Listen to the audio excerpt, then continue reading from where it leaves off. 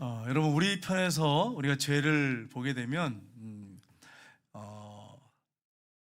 율법을 보지 못하면, 성경을 보지 못하면 죄가 죄인지를 알지 못합니다. 그래서 성경을 우리가 계속 읽다 보면 막 죄가 계속 드러나요.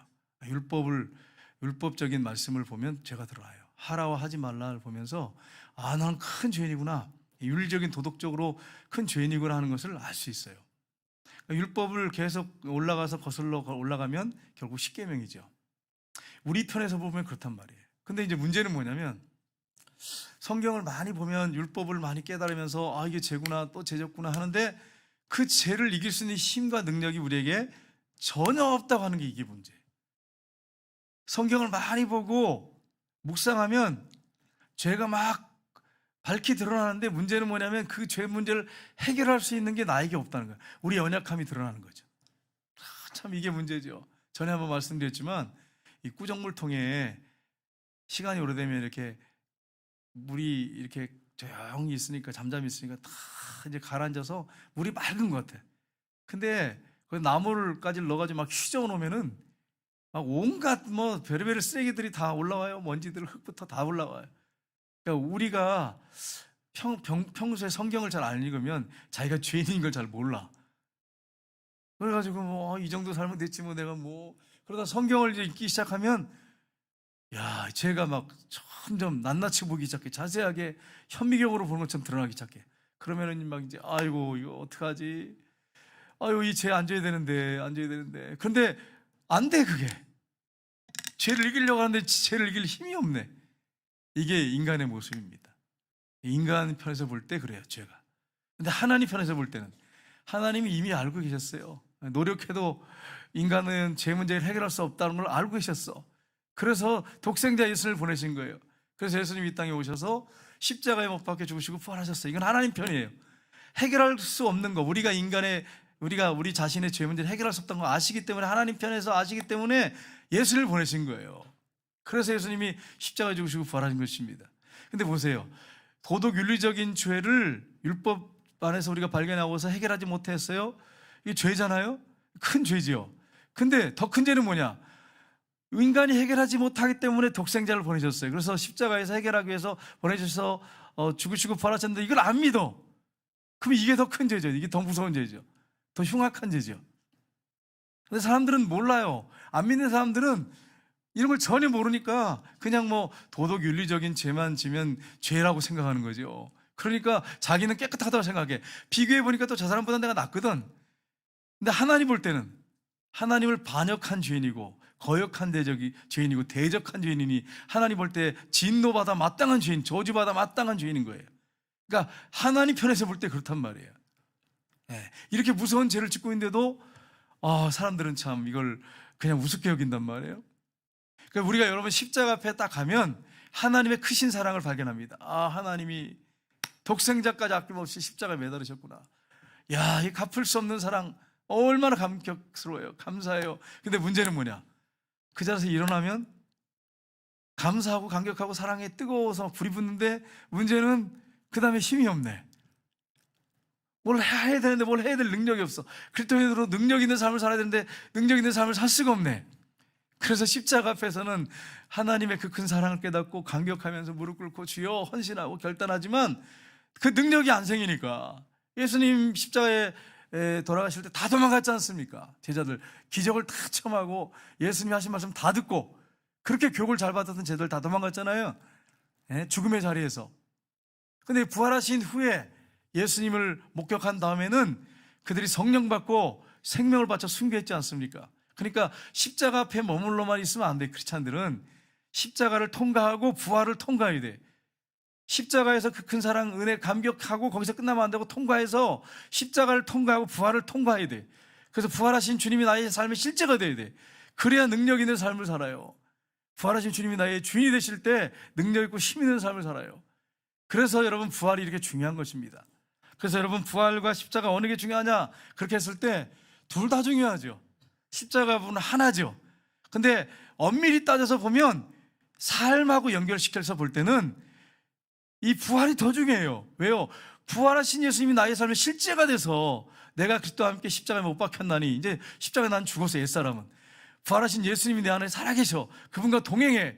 그러니까 어떻게 보면 삶하고 연결시킨다면 부활이 더 중요한 거예요. 하나지만 연결시키면 그렇다는 거예요. 실제 삶에서 관념 속에 끝나는 게 아니라 실제가 되기 때문에 그렇습니다. 그래서 그분하고 동행하면 죄를 이길 수 있는 능력이 생기고, 복음을 전할 수 있는 능력이 생기고, 우리가 사탄을 이길 수 있는 능력이 생기는 것이 이 부활을 통해서 일어나는 것입니다. 그래서 여러분, 부활이 얼마나 중요합니까? 십자가의 복음, 부활의 복음 틀린 말이 아니에요. 다 중요한 거예요. 똑같이 그렇게 해도 틀린 게 아니에요. 그래서 오늘 본문 말씀을 통해서 십자가 부활은 예수 그리스도 안에서 왜 하나인가, 이 부분을 우리가 좀 더 구체적으로 성경을 가지고 살펴보기를 원합니다. 첫 번째는 먼저 십자가에서 단번에 영원한 제사를 드리셨기 때문입니다. 먼저 우리가 생각할 것이 이 부분이에요. 고린도전서 15장 2절 4절 한번 볼까요? 같이 읽겠습니다. 너희가 만일 내가 전한 그 말을 굳게 지키고 헛되이 믿지 아니하면 그로 말미암아 구원을 받으리라. 내가 받은 것을 먼저 너희에게 전하였노니 이는 성경대로 그리스도께서 우리 죄를 위하여 죽으시고 장사 지냄 받으셨다가 성경대로 삶 안에 다시 살아나사. 아멘. 여기서 예수님이 왜 죽으셨다고 말씀하셨어요? 그리스도께서 우리 죄를 위하여 죽으시고, 이렇게 돼 있어요. 그리고 성경대로 살아나셨다, 이렇게 말씀했어요. 예수님이 죽으신 이유가 다른 게 아니에요. 우리 죄 때문에 죽은 거예요. 우리를 죄에서 구원하기 위해서 죽은 거예요. 여러분, 죄가 얼마나 중요합니까? 이 죄 문제 해결하기 위해서 십자가가 얼마나 중요합니까? 십자가에서 해결하신 거예요. 히브리서 9장 11절 12절을 보면 이렇게 되어 있습니다. 같이 읽겠습니다. 그리스도께서는 장래 좋은 일의 대제사장으로 오사 손으로 짓지 아니한 것 곧 이 창조에 속하지 아니한 더 크고 온전한 장막으로 말미암아 염소와 송아지 피로 하지 않고 오직 자기의 피로 영원한 속죄를 이루사 단번에 성소에 들어가셨느니라. 아멘. 그럼 여기서 이 본문을 자세히 보세요. 꼼꼼하게 졸지 말고 정신 차려 보는 분은 여기서 이 성소가 천국에 있는 성소를 말합니까? 이 땅에 모세에게 준 성소를 말합니까? 아니, 보고도 대답을 못하겠어요? 보고도 대답을 못하겠어요. 여러분, 이 문장이 어렵죠, 좀. 어려운데 이 문장을 자세히 보세요. 이게 모세에게 하나님이 지으라고 한 성소를 얘기하는 겁니까? 아니면 하늘나라에 있는 천국 성소를 얘기하는 겁니까? 뭘 보고 그렇게 말씀하시는 거예요? 여기 돼 있잖아요. 손으로 짓지 아니한, 인간의 손으로 짓지 아니한 이 창조에 속하지 않은 거다. 인간이 만든 거 아니다는 거예요. 크고 온전한 장막으로 말미암아 염소와 송아지 피가 아니다. 오직 자기 피로 영원한 속죄를 위해서 단번에 성소에 들어가셨느냐. 그러니까 뭐 예수님이 언제 제사장 된 적 있어요? 이 땅에 오셔가지고 언제 지성소에 한번 들어가신 적 있어요? 한 번도 없습니다. 예수님이 이 땅에 오셨는데 하나님이 아들이시잖아요. 성전에 들어가신 적이 한 번, 안에 성전 밖에서는 있었어요. 성전 지성소 안에 들어간 적은 한 번도 없습니다. 근데 왜 여기서는 성소에 들어갔다 그래? 여기서 말하는 성소는 지성소를 말합니다. 왜 이걸 말씀하죠? 천국에는 죄가 없는데, 천국에는 성전이 필요 없는데 왜 하늘 성소에, 지성소에 들어갔다고 말씀하세요? 왜 그렇습니까? 여러분, 하나님의 사랑을 발견할 수가 있어요. 하나님께서 인간을 만드시기 전부터 인간이 죄를 짓고 아셨어요. 사단이 내려가서 범죄케 할 거 아셨어요, 하나님이. 그러면 이걸 해결하려면 어떻게 해야 되느냐? 네 아들이 죽어야 된다. 하늘 성소에 들어와야 된다. 예수님이 지성소에 들어가는 게 아니라 하늘 성소에 들어와야 된다. 예수님은, 하나님이 아신 거예요. 그래서 하늘 성소를 만드셨어요. 그리고 그것을 갖다가 여러분이 이 출애굽기하고 보시면, 레위기 쭉 보면 성소를 내가 보여준 식양대로 져라, 이렇게 하죠. 근데 그 하늘 지성소 그대로 보여준 거예요. 이렇게 져라, 이렇게 한 거예요, 땅에서. 이 하나님의 나라 천국엔 죄가 없는데 뭐하러 지성소 성전이 필요하겠어요? 왜 그렇습니까? 예? 예수님이 이 땅에서 속죄를 이루고 지성소, 이 인간이 만든 지성소 성전에 들어가는 게 아니라 하늘 성소에 들어가서 자기 피로 온전한, 완전한 단번에 속죄를 이루게 하기 위해서 그렇게 하셨다는 거예요. 여기 이걸 보면서 뭘 느낍니까? 아, 하나님이 이미 다 하시고 우리를 너무너무 사랑하셔서 하늘 성소 예배해 놓으시고 이 땅에 손으로 만든 지성소 들어가신 게 아니라 하늘 성소로 십자가에 죽으시고 부활하셔서 들어가셔서 단번에 속죄를 끝내셨구나. 하나님의 크신 사랑을 발견하는 거예요. 그래서 여러분, 이 말씀과 하고 또 있습니다. 히브리서 9장 24절 25절 보겠습니다. 같이 읽겠습니다. 그리스도께서 참것의 그림자인 손으로 만든 성소에 들어가지 아니하시고, 이 땅에 있는 이 성소, 성전에 있는 지성소 아니고, 그 다음에 읽겠습니다. 바로 그 하늘에 들어가사 이제 우리를 위하여 하나님 앞에 나타나시고 대제사장이 해마다 다른 것의 피로써 성소에 들어가는 것 같이 자주 자기를 드리려고 아니하실지니, 쪼개 보게 되면 예수님이 하늘 성소에 들어가셨어. 그 피로 단번에 완전한 영원한 속죄를 이루셨다, 이렇게 말하고 있습니다. 이게 하나님의 사랑인 거예요. 하나님이 천국에다 뭐하러 성소를 만들 필요가 뭐가 있겠어요? 뭐하러? 거기 거룩하고 깨끗하고 의로운 거룩하신 하나님이 계신 곳인데 죄인에게 필요한 왜 성소가 필요하냔 말이에요. 우리를 사랑하셔서 우리 죄 문제를 해결하기 위해서 예수님이 이 땅에서 십자가 지시고 죽으신 다음에 부활하셔서 이 땅에 손으로 만든 지성소 들어가시는 게 아니라 하늘 성소에 들어가셔서 완전한 속죄를 이루게 하기 위해서 만들어 오신 거예요. 그래서 모세한테 그 내가 보여준 식양대로 만들어라, 그렇게 하신 것입니다. 이게 하나님의 엄청난 큰 사랑이에요. 이걸 보면 그 사랑을 정말 측량할 수가 없어요. 너무너무 크죠. 큰 사랑입니다. 여러분, 요즘에 제가 이제 사람들이 자꾸 오징어 게임 그래서 난 이런 생각을 했어요. 옛날에 007 빵 뭐 이런 게임이 있었고 무슨 또 여러 가지 게임이 있었잖아요. 뭐 이렇게 박수 치면서 이렇게. 그래서 무슨 오징어 게임이 뭐 이렇게 재밌는 오징어 게임인가? 그래서 이제 유튜브를 딱 들어가서 보니까 그런 오징어 게임이 아니야. 이거는 뭐 생명을 걸고 옛날 우리 어릴 때 추억 있죠. 그 게임을 하는데 그 게임을 통과 못하면 죽어. 근데 그 게임을 통과해서 한 사람이 딱 그 모든 6개의 게임인데 다 통과하면 돈을 받아. 근데 그 돈이 하늘에 이렇게 큰 뭐 이렇게 이런 걸로 만들어졌는데, 동그랗게 만들었는데 거기에 얼마가 돈이 들어가냐면 거기 참여한 사람의 숫자만큼. 그러면 그 오징어 게임 내가 이제 그게 드라마예요. 9편으로 만들어진 드라마야. 여러분 보셨어요? 우린 다 경건해가지고 성경은 뭐지? TV를 절대 안 보는 우리들은 얼마나 하나님 보시기에 자랑스러운지. 우리 중에는 보신 분이 있을 거예요. 9편 다 보신 분이 있을 거예요. 그런 내용이에요. 그래서 제가 그걸 축약해 놓은 걸 잠깐 봤어요. 한 15분 정도인가 20분 정도 되는데 그걸 축약하는 걸 봤어요. 거기 보니까 하늘에 공중에다가 이런 걸로 둥그렇게 만들어 놨는데 10,000원짜리가 막 쏟아져 들어오는데 거기에 이제 이 오징어 게임에 참여한 사람이, 이 영화 얘기할 때 한 분도 안 전해. 456명인데 한 사람당 1억씩 치면 얼마예요? 6억. 456억. 제가 돈이 좀 약해요. 셈에. 456억. 그게 돈이 들어온 거예요. 그거를 벌기 위해서 참여하는데 제일 먼저 뭐냐면 게임에 무궁화 꽃이 피었습니다. 그거예요. 그래서 전부 다 이러고 이제 들어가는데 처음에는 모르고 들어갔는데 그 큰 인형, 여자 인형인데 딱 들어와서 봤어. 그러면 총으로 해서 쏴서 죽여버려요. 총으로 쏴서 죽이니까 막 처음엔 놀래서 도망가는데 돈을 번다고 하니까 혈안이 돼가지고 정신없이 게임에 임하는 거예요. 그래서 뭐 거기에 보면 그런 게임도 있고요. 또 무슨 옛날에 보면 이렇게 뽑기 게임 있잖아요. 뽑기 게임, 뭐 별 찍고 무슨 뭐 그런 거 있잖아요. 달 뭐 찍고 해가지고 그거 그대로 찍으면 살아. 근데 그걸 못 찍어내면 죽어. 총 맞아 죽어 또. 그런데도 끝까지 하는 거예요. 사람들이 경쟁들에서 돈 벌려고. 그 어마어마한 456억 벌기 위해서 막 끝없이 나가는 거예요. 살기 위해서 몸부림치면서 그 돈 벌기 위해서. 그리고 또 구슬치기 이걸 또 해요. 옛날 딱지치기 뭐 마음 그래야지. 아무튼 뭐 9가지를 해요. 9가지. 최후의 한 사람이 살아남았어. 이 사람이 그 돈을 받았어요. 956억. 어마어마하죠.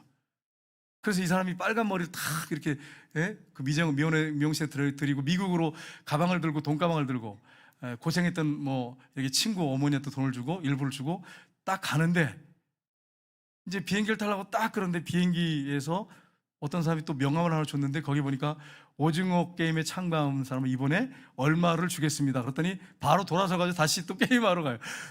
죽을 수도 있는데 이게 그런 내용이에요. 오징어 게임이. 난 처음에는 그게 무슨 뭐 어른들, 청년들이 무슨 게임하는 건 줄 알았어요. 그랬더니 드라마인데 이게 지금 히트가 쳐가지고 세계에 엄청난 지금 막 방송되고 보온되는 거예요. 그래서 막 사람들이 오징어 게임에서 나는 참 희한하다. 오징어 게임이나 처음 들어본 게임이어가지고 그렇게 봤는데 그런 내용이에요.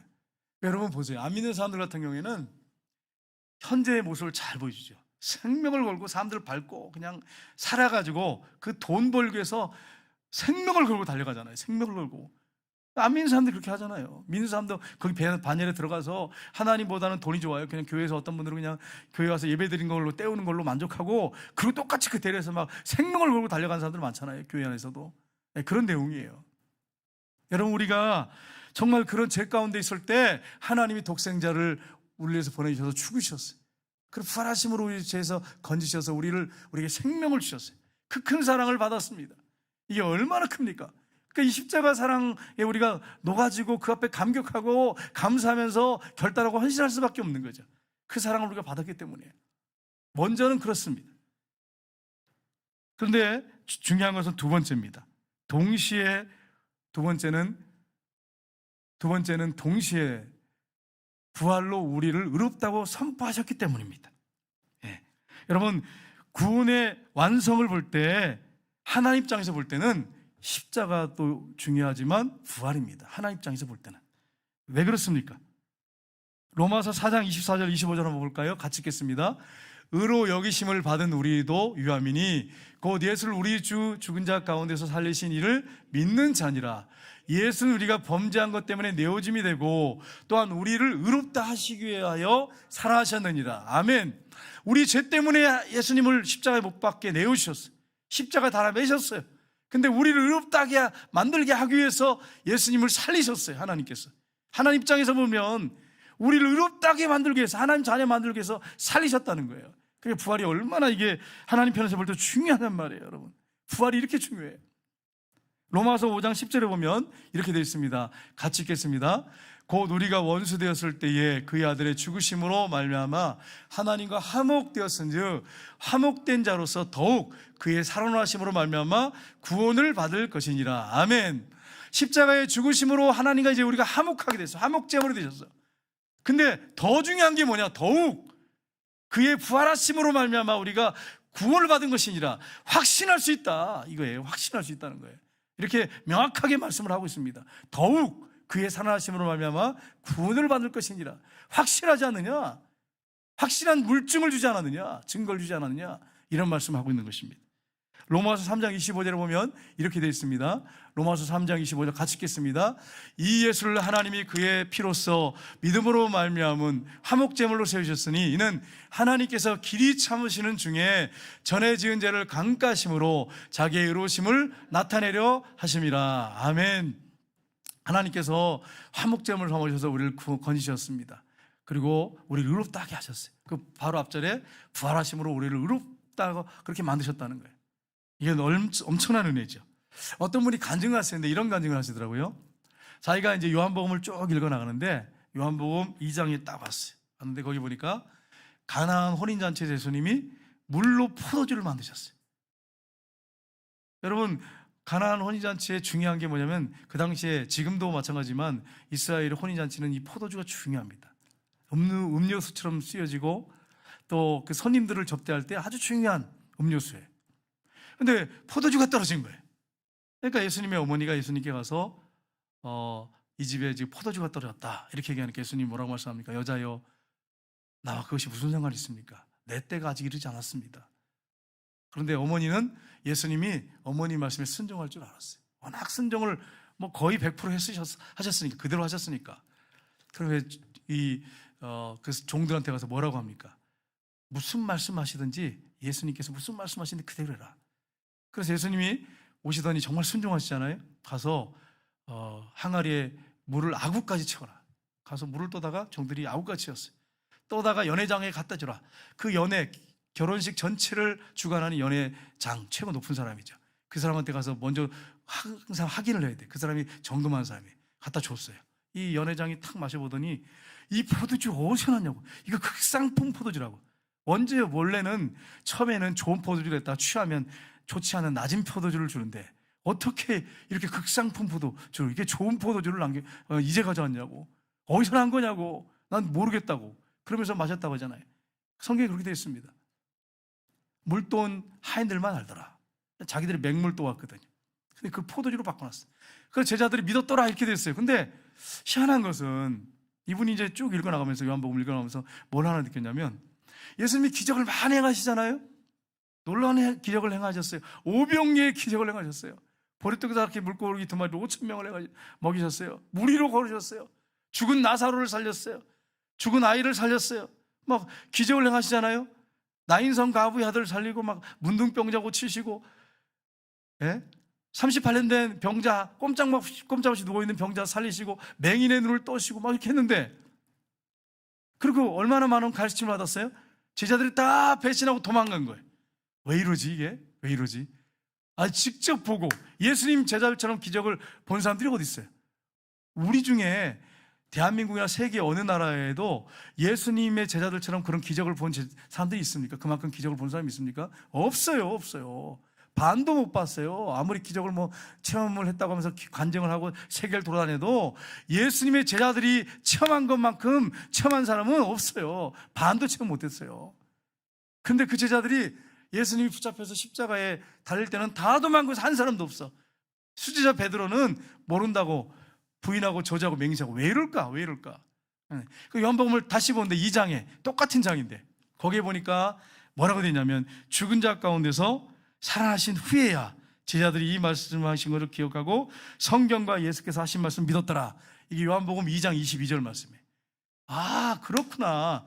이게 요한 사도가 예수님이 승천하신 다음에 40년을 있었어요. 그가 기도하는 가운데 성령의 감동으로 기록했잖아요.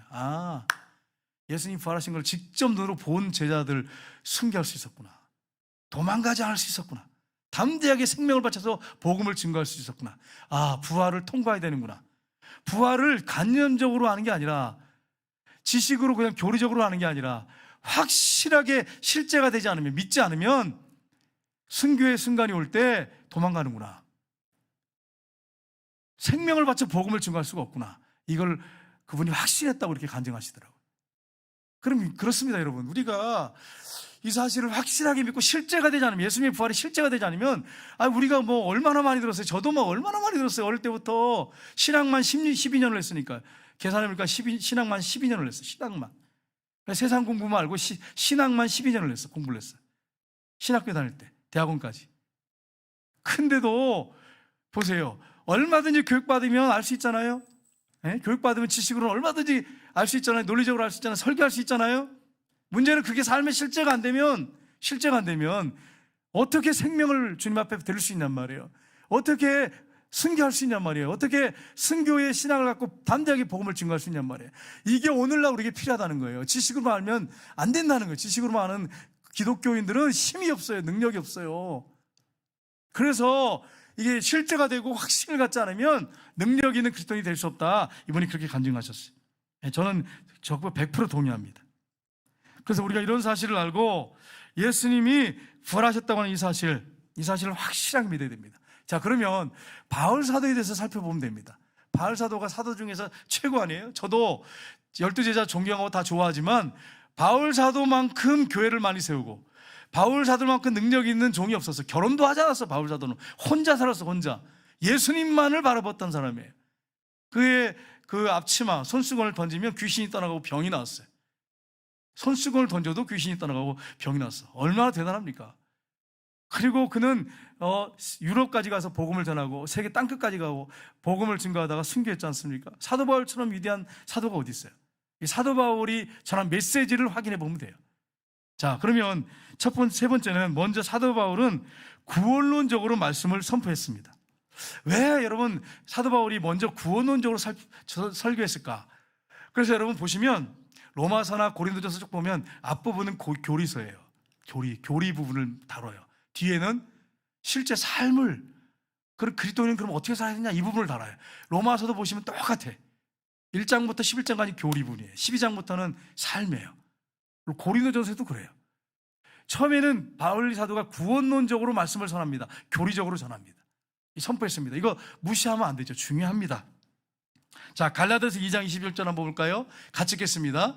내가 하나님의 은혜를 피하지 아니하노니 만일 의롭게 되는 것이 율법으로 말미암으면 그리스도께서 헛되이 죽으셨느니라.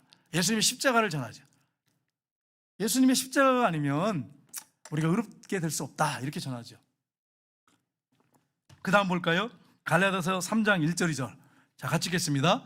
어리석도다 갈라디아 사람들아, 예수 그리스도께서 십자가에 못 박힌 것이 너희 눈에 밝히 보이거늘 누가 너희를 깨더냐? 내가 너희에게 다만 이것을 알게 하노니 너희가 성령을 받은 것이 율법의 행위냐 혹은 듣고 믿음을 오냐.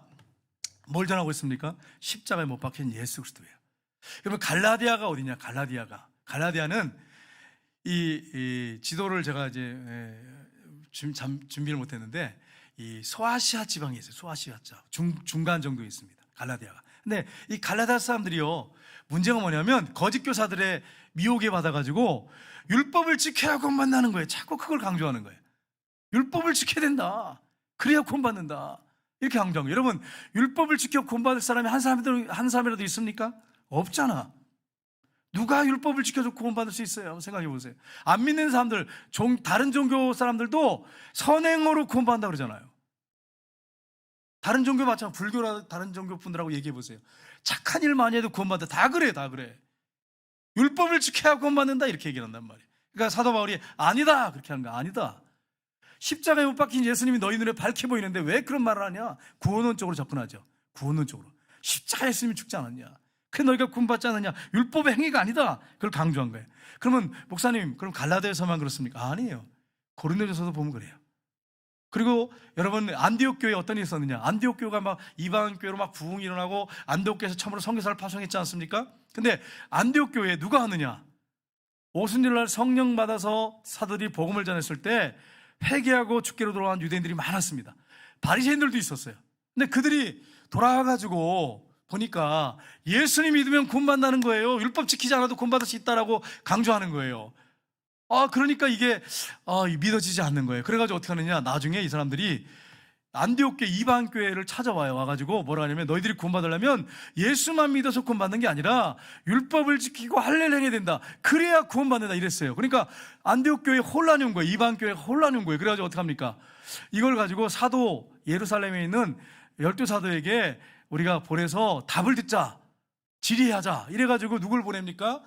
바울 사도하고 바나바를 보내죠. 바나바를. 그래서 그들이 사도행전에 보면 그들이 이제 예루살렘에 올라가서 사도들한테 이 부분에 대해서 얘기를 합니다. 그러니까 사도들이 어떻게 합니까? 모여가지고 또 율법주의자들, 바리새인들 중에 예수 믿는 사람들, 이런 사람들, 율법주의자들이 쫙 오잖아요. 유대인들 오잖아요. 그들하고 토론이 벌어져요. 토론이. 한참 토론이 벌어져요. 열띤 토론이 벌어져요. 그 결론이 뭡니까? 율법을 지켜 구원받는다고 그렇게 하지 말자, 이방인들한테. 그러면서 이방인들한테 우상의 제물과 피와 목매에 죽은 것과 음행을 피하라. 이것만 지켜라. 이것만 지켜라. 이렇게 말하고 끝내잖아요. 율법을 지켜 구원받는다는 말 안 하잖아요. 그러니까 구원론적으로 사도 바울이 접근하고 있어요. 십자가를 전하고 있습니다. 또 고린도전서 15장 12절 보시면 이렇게 되어 있습니다. 같이 읽겠습니다. 그리스도께서 죽은 자 가운데서 다시 살아나셨다 전파되었거늘 너 중에 어떤 사람들은 어찌하여 죽은 자 가운데 부활이 없다 하느냐. 그 당시에 고린도 교회, 제가 아까 말씀드렸죠. 고린도 교회가 예수님이 부활하신 다음에 한 30년 후에 세워졌어요. 근데 보세요, 30년 전에 세워진 교회 안에서 부활이 없다고 하는 사람도 있어요. 말도 안 돼, 무슨 부활. 우리 교회는 없을까요? 우리 교회도 있어요. 그냥 교리적으로 목사님이 부활이 있다고 싹 설교하니까 그냥 믿어주자.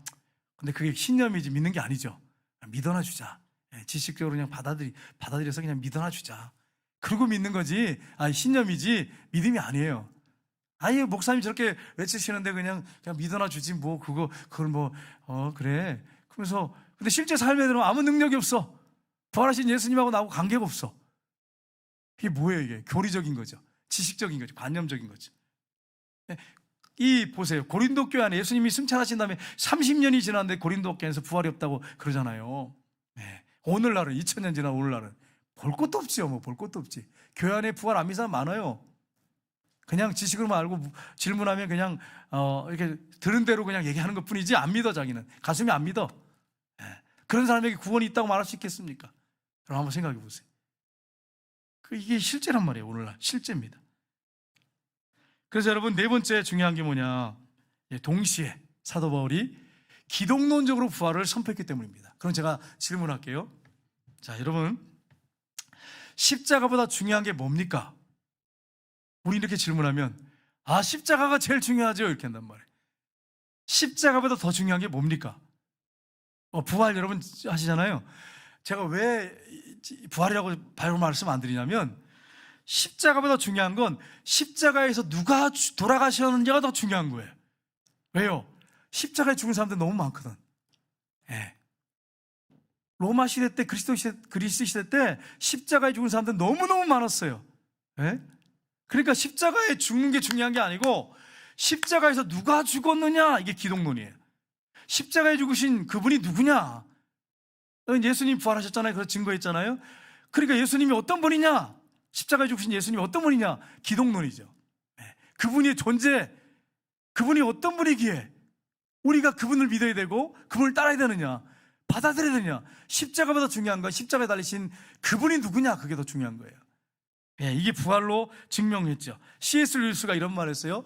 영국의 최고의 지성입니다. C.S. 루이스는 영국의 최고의 지성이라고 다 그 당시에 꼽은 사람이에요.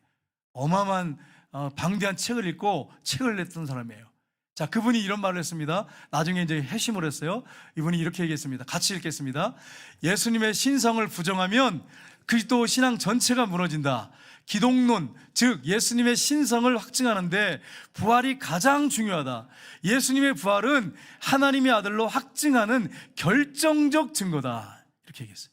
이게 영국의 최고의 지성, 나중에 노년에 회심했던 이 C.S. 루이스가, 제가 막 기도할 때 우리 자녀들 C.S. 루이스가 되게 해주세요 기도했는데 그게 좀 안 보이는데 하나님 언제 역사하실지 모르겠어요. C.S. 루이스, 왜냐하면 최고의 지성이에요. 그래서 수많은 지성인들을 그냥 예수님을 대적하고 떠났던 사람들 돌아오게 했던 사람이 C.S. 루이스거든요. 책을 통해서. 그래서 제가 이 C.S. 루이스에 보니까 글을 보니까 예수님의 부활은 하나님의 아들로 확증하는 결정적인 가장 중요한 증거다, 이렇게 표현했어요. 그러니까 여러분, 부활이 이렇게 중요한데 이건 최문선 목사 얘기가 아니에요. 성경이 이렇게 말하고 있고, 성경을 아주 그냥 책도 많이 보고 성경을 꿰뚫어 보고 있는 C.S. 루이스가 이렇게 정확하게 말하고 있다면 확실한 거 아니겠습니까? 그가 증거했어요. 로마서에 있어요. 1장 4절에 우리 한번 같이 읽어보겠습니다. 성결의 영으로는 죽은 자 가운데서 부활하사 능력으로 하나님의 아들로 선포되셨으니 곧 우리 주 예수 그리스도시니라. 아멘. 뭐 성경에 이미 있단 말이에요. 확실하게 사도 바울이 못을 박아놨어요. 로마서 1장 4절에 부활을 통해서 하나님의 아들로 선포됐다, 십자가를 통해서 하나님의 아들로 선포됐다, 이렇게 말하지 않습니다. 성결의 영으로는 죽은 자 가운데서 부활을 통해서 하나님의 아들로 선포됐다, 그분이 우리 주 예수 그리스도시다, 이렇게 말하고 있는 거예요. 그러니까 여러분, 얼마나 확실합니까? 자, 그러면 빌립보서 2장 6절 8절 볼까요? 사도 바울이 기록한 서신서에 성령의 감동으로 뭐라고 썼습니까? 같이 읽겠습니다. 그는 근본 하나님의 본체시나 하나님과 동등됨을 취할 것을 여기지 아니하시고 오히려 자기를 비워 종의 형체를 가지사 사람들과 같이 되셨고 사람의 모양으로 나타나사 자기를 낮추시고 죽기까지 복종하셨으니 그 십자가에 죽으심이라. 아멘. 여러분, 자 보세요. 자, 이 구절을 잘 보세요. 십자가가 중요한 게 아니라 십자가에 누가 죽었느냐가 더 중요하다 그랬죠. 자, 그러면 십자가에서 누가 죽었습니까? 6절에 하나님의 본체, 하나님의 본체는 뭐예요? 하나님이에요. 예수님은 하나님이에요. 창조자예요. 하나님이 죽으신 거예요. 하나님이 인간의 몸을 입고 오셔서. 이거보다 더 큰 사건이 어디 있습니까? 인류 역사상 이거보다 큰 사랑이 어디 있습니까? 이거보다 위대한 진리가 어디 있습니까? 세계 역사 어느 글에 이런 글이 있습니까? 하나님의 본체가, 하나님이시고 하나님의 아들이신 예수님이, 동등하신 분이, 영광과 찬송과 존귀를 합당하게 받으실 하나님이 영존하신 아버지라고 표현했어요. 예수님에 대해서 평강왕이라, 전능하신 하나님이라. 이사야 9장 6절에 하나님 본체가 죽은 거예요. 십자가가 중요한 게 아니라 십자가에서 누가 죽었느냐? 하나님의 본체이신 하나님이 죽으신 거예요. 하나님의 아들이 죽은 거예요. 그러니까 여러분, 부활이 이렇게 중요한 거예요. 누가 죽였느냐? 그분이 부활을 통해서 확증하셨잖아요. 보여주셨잖아요. 그래서 여러분, 부활이 이렇게 중요하다는 거예요. 그래서 부활의 복음에도 확실히 맞단 말이에요. 십자가의 복음으로도 맞는 거고. 여러분, 예수님이 하나님이십니다. 근데 많은 경우에 보면 예수님이 그냥 지식으로 하도 설교를 듣다 보니까 하나님이 죽으셨는데, 어떤 분이 이래요. 나는 교회 생활 오래 했는데 예수님이 하나님이신 게 믿어지지가 않아요. 이런 분이 있어요. 교회 오래 한 50년 하신, 56년, 57년 하신 분이, 58년 하신 분이 그래요. 신앙생활을. 야, 이게 보세요. 그러니까 여러분 설교 시간에 정신을 바짝 차리고 졸지 않고 들어도 긴가민가 해가지고 못 믿는데, 알지도 못하는데 50몇 년 들어도, 설교를 들어도, 예? 여러분이 기도 생활하지 않고 집에서 말씀 묵상하고 성령에 충만하지 않으면 어떻게 진리를 깨닫겠냔 말이에요. 직분이 중요한 게 아니에요. 목사도 마찬가지, 저도 마찬가지예요. 뭐 목사라고 해서 여러분 뭐 진리를 다 깨달아요? 성령 충만하지 않으면, 성령이 가르쳐주지 않으면 목사가 어떻게 알겠어요? 성령님이 열어줘야 아는 거지. 그래서 여러분, 저 여러분이 정신을 차리고 신앙생활을 바르게 해야 되는 거예요. 그냥 우습게 신앙생활 하시면 안 돼. 그래서 그 본체가 죽으시고 부활하셨어요. 그리고 그 후에 어떻게 됐습니까? 빌립보서 2장 9절 11절을 보면 본체이신 예수님이 어떻게 됐습니까? 이름으로 하나님이 그를 지극히 높여 모든 이름 위에 뛰어난 이름을 주사 하늘에 있는 자들과 땅에 있는 자들과 땅 아래에 있는 자들로 모든 무릎을 예수의 이름에 꿇게 하시고 모든 입으로 예수 그리스도를 주라 신하여 하나님 아버지께 영광을 돌리게 하셨느니라. 여러분, 예수님이 천사들과 이 땅에 있는 모든 사람들을 무릎을 예수님의 이름에 꿇게 하셨다는 거예요. 그분이 주인이시다 신하게 하시고 하나님 아버지께 영광을 돌리게 하셨다, 이렇게 분명히 말하고 있습니다. 여러분, 이런 분이 있어요. 제가 이제 간증을 들어보는데 이런 분이 있어요. 어떤 분이 자기는 교회 나오자마자 말씀이 다 믿어지더래. 생각으로 그냥 그대로 믿어지더래. 근데요, 문제는 뭐냐면 자기가 주인이야. 그냥 말씀이 하나도 의심 없이 않고 다 믿어진대. 근데 삶을 보면 자기가 주인이야. 그러면서 산 거예요. 이분이 능력도 없어. 삶에 힘이 없어. 능력이 없어. 교회 와서 봉사도 하고 뭐 충성도 하고 헌신도 하는데 힘이 없어. 죄를 이길 힘이 없어. 사탄을 이길 힘도 없어. 근데 이분이 이제 근데 자기는 의심하지 않는데 말씀을 다 믿는데 그런 이유로 뭐 이분한테 뭘 가르치겠어. 말씀이 다 믿어진다는데. 그런데 이분한테 어떤 분이 질문했어요. 결정적인 질문했어요. 그래, 당신의 생각으로 다 믿어지지요? 그러면 제가 질문 하나 하겠습니다. 만약에 생각이 혼란이 오면 어떡하시겠습니까? 그래, 당황이 되는 거야. 내 생각이 막 혼란이 와버려. 그러면 이랬다 저랬다 그럴 텐데, 그럼 이게 믿음인가? 이게 혼란이 와버렸어, 이분이. 그래가지고 이게 그럼 어떡하나? 네. 역사 속에 부활로 박아놓으셨잖아요. 역사로 증거를 확실하게 증명하셨잖아요. 그러니까 믿으셔야지요. 이걸 믿으셔야지요. 확실한 증거를 보고 믿으셔야지요. 그랬더니 이분이 깨닫고 확실하게 믿으시더래요. 그다음부터 흔들리지 않더래요. 그 예를 들어 이런 것도 있어요. 어떤 분 느낀 감정을 중요하게 여겨요. 특별히 이런 분이 있어요. 어머니, 할아버지, 할머니가 막 기적을 이렇게 환상을 보고 막 기도하면 뜨거운 눈물을 흘리고 막 방언을 하고 막 체험을 막 하고 예수님 맞다 그러고 막 그런단 말이에요. 그러면 내가 그 체험을 안 하면 나 구원 못 받았네, 이런 생각한다니까요. 그래서 우리 할머니, 어머니, 아버지가 체험했던 체험을 나도 하게 해주세요. 그런 기도하는 분도 있어요. 어느 분이 간증했는데 그 간증한 거 나도 체험하게 해주세요, 막 이렇게. 그러면 체험이 없으면 구원 못 받아요? 여러분, 맞아요? 체험이 없으면 신앙생활 못해요? 바로? 아니잖아요. 예수님 부활로 확실하게 증명해 놓으셨고 역사 속에 못을 박아 놓으셨고 그분이 나와 동행하시고 나와 함께 하세요. 그러니까 체험 안 하고 기적 못 봐도 괜찮은 거야. 있으면 감사하고 더 열심히 하면 되죠. 그리고 어떤 분은 또 이런 분이 있어요. 어떤 분은 은사 막 방언하고 막 예언하고 은사 나쁘다는 얘기 아니에요, 여러분. 필요합니다. 근데 하나님이 은사를 걷어가시는 경우가 있어. 안 쓰면 또 안 돼. 그러면 그것 때문에 흔들려야 되는 거예요, 여러분? 그렇게 신앙이 그렇게 약한 거예요, 이렇게? 그래서 뭐 조금만 저가면 막 흔들리고 막 방황하고 그러는 거예요? 그게 신앙이에요?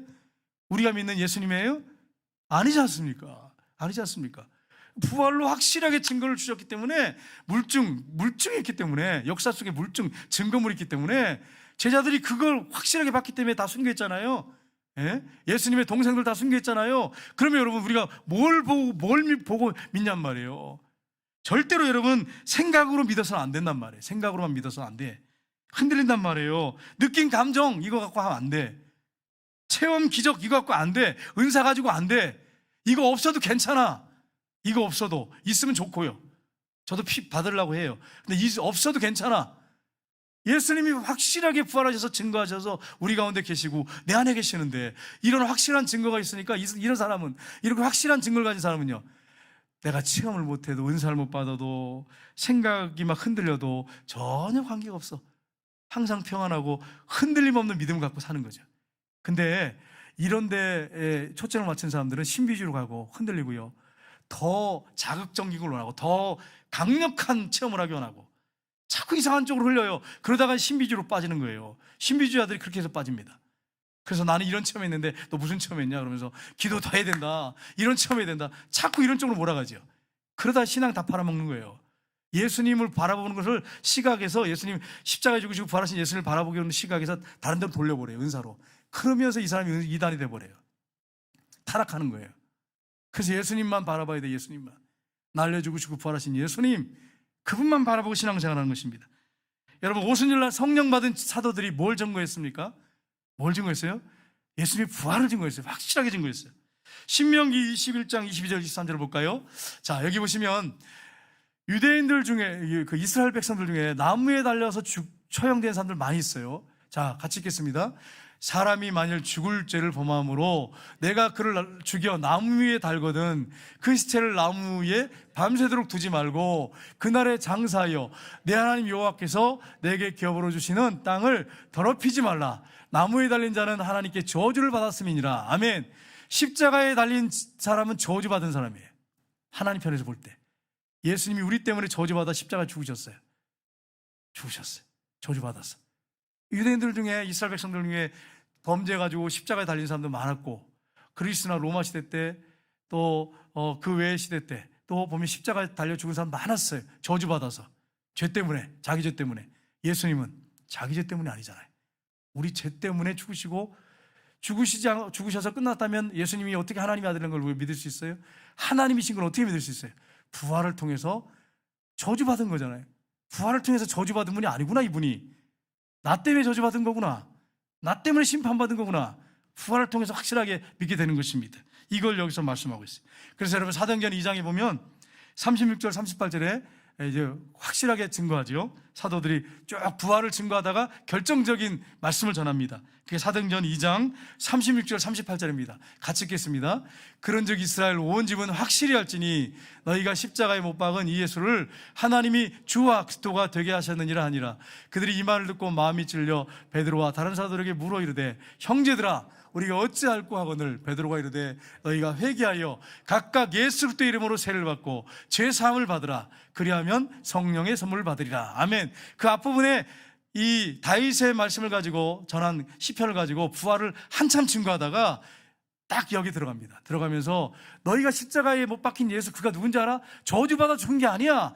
신명기에 있는 말씀들은 저주받아 죽은 게 아니라 너희들이 그분을 못 박아 죽였는데 그분이 부활하셨어, 그 얘기잖아요. 그분이 주와 그리스도가 되게 했단 말은 원래 아니었는데 그렇게 되게 했다는 게 아니라 부활을 통해서 주와 그리스도가 되게 하셨다는 걸 확실하게 증거하신 거야, 보여준 거야.